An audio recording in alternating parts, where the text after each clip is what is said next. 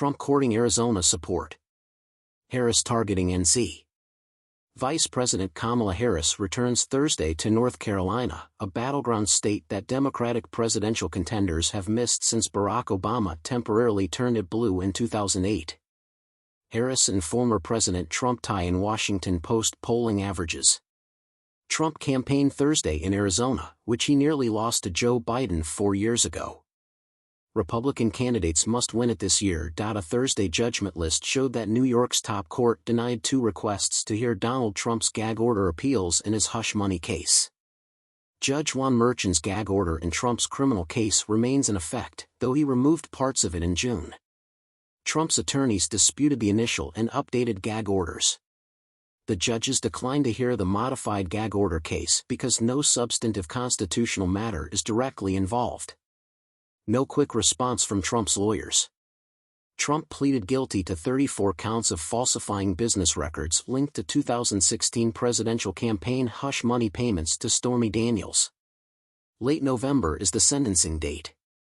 Trump faces 4 felony cases while running for president. As the 2024 election approaches, Black voters are quietly reviving a nearly 4-year-old lawsuit to stop former President Donald Trump and the Republican Party from harassing voters and poll workers.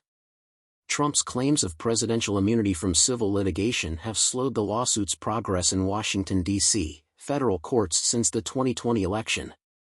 U.S. District Judge Tanya Chutkan, who is trying Trump's federal election subversion accusations, received it. The case is now moving forward.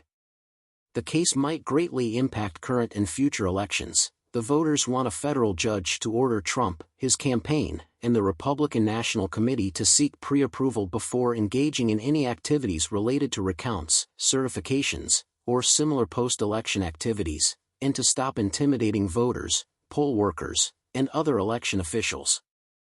If the plaintiffs win, it could prevent Republicans from intimidating and harassing election workers and voters as Trump and his allies signal they would again try to discredit the election results. The Trump team is using a major issue in Pennsylvania to warn voters that Kamala Harris wants to restrict fracking, despite her recent pronouncements to the contrary.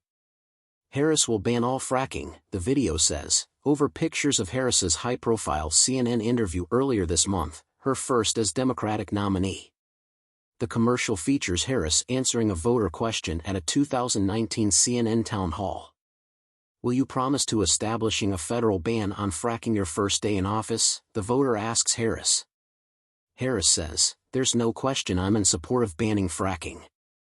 That will immediately put tens of thousands of Pennsylvanians out of work and send power rates skyrocketing," the ad warns. Trump would defend clean energy fracking and its jobs. Harris replied, "I will not outlaw fracking," at Tuesday's debate.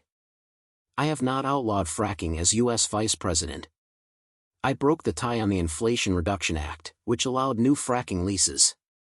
Trump's latest ad shows the issue's importance. Pennsylvania is the top battleground state this election, with the most campaign funds going to fracking.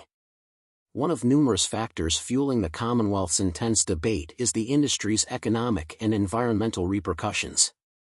The Harris campaign produced its first digital commercial after the presidential debate on Wednesday, using snippets from her performance to contrast with Trump,